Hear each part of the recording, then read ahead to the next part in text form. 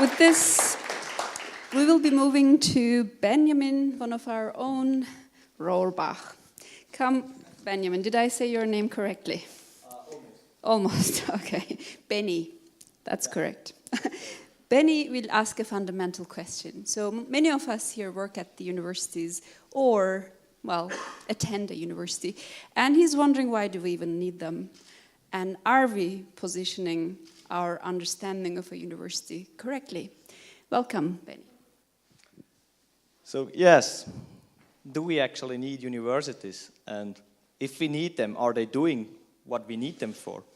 And I'm not asking this question out of my personal standpoint, like they pay my salary, but rather from a more societal relevance point.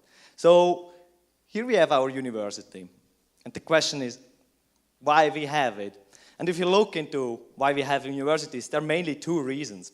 And one of them is we want to educate people, and another one is we would like to have research. So here we got our student and our scientist, and our scientist. And why do we have those two people? Well, one, we are educating in order to be able to work, to contribute to society, to actually bring that knowledge into process. And the other one, the scientist, we have in order to answer questions. So how does that go? How do scientists answer questions? Well, if scientists do answer questions, they need a question first. And very often this question comes from another scientist, or maybe even from themselves. So one scientist is posing a question, and another one is answering it. But that's not how it must be.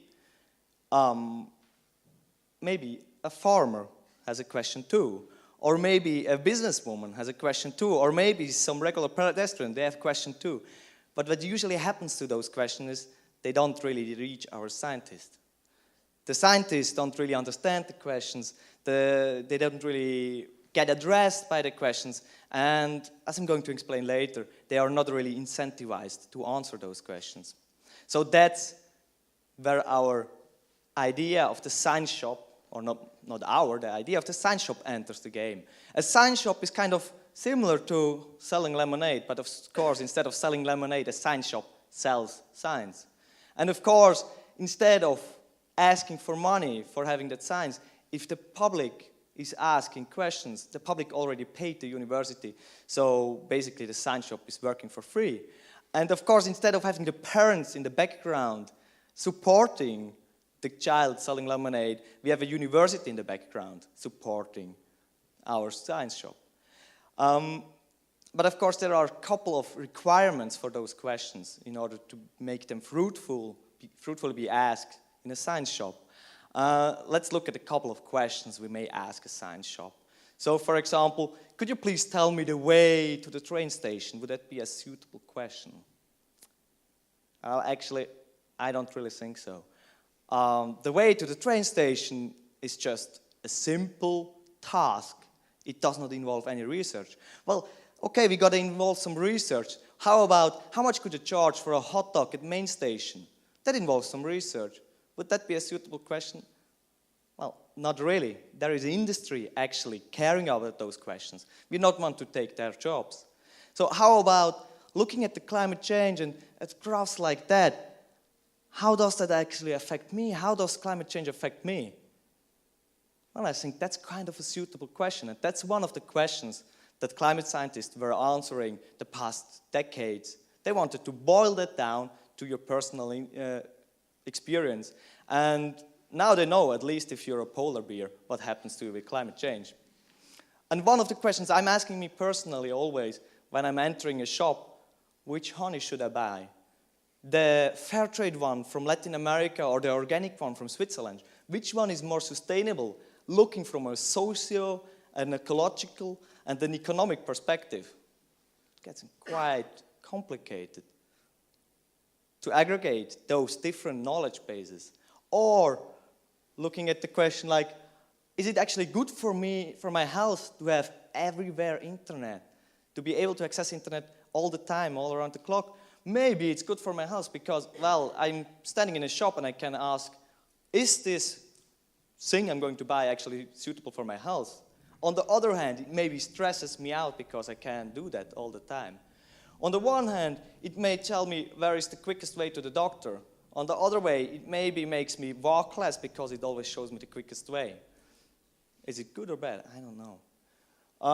Or if we do wind energy, wind plants all over the place, how and do they affect our cultural identity? Are they harmful for our cultural identity, or are they something good? And what happens if we don't have them to our cultural identity? So, quite a complex question as well. Or, like, what happens if we revitalize a river, or if we do solar panels, or if we do a new law about building, or if we do certain kind of city planning? What happens? Those are the kind of questions which are messy, transformative. They involve a lot of knowledge, and the only place you can find all that at the same time, that's our university. So now, being halfway through my talk, I already explained you why we have universities. The second question is, like, are they actually doing what we need them for? And there is a simple reason what happens if they do what we need them for. So, comparing two universities, one of them having our nice science shop, accepting questions from the general public, and giving them lots of answers. And another one is publishing a paper here, and a paper there, and another one, and another one. We clearly see one of the two universities is doing very well, and the other one is not really doing well. Well, the one university caring about public importance, questions of societal relevance, and not publishing papers is doing very bad, because we look into age index, impact factors, Shanghai rankings, and they're largely based on such papers. And we actually don't really value if the questions the university is answering is based on societal relevance. So that's where we would need to have a change to unleash actually the potential of universities in order to answer questions that are important to us.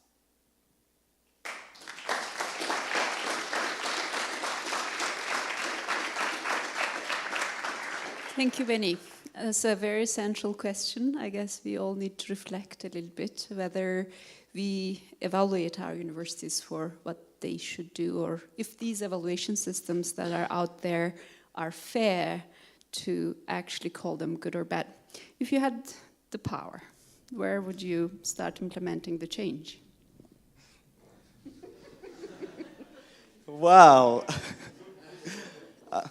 I must say, I would kind of separate the scientists that go for publishing from the scientists that want to go for societal relevance, maybe, and give the ones that go for societal relevance longer-term contracts, because that's something about trust and everything. Yeah, and I guess I would try to find another measure in order to evaluate universities other than just based on impact factors, yes. Very good, thank you with this, Beni. And I guess you're going to get a lot of people in the break asking you questions about long-term contracts.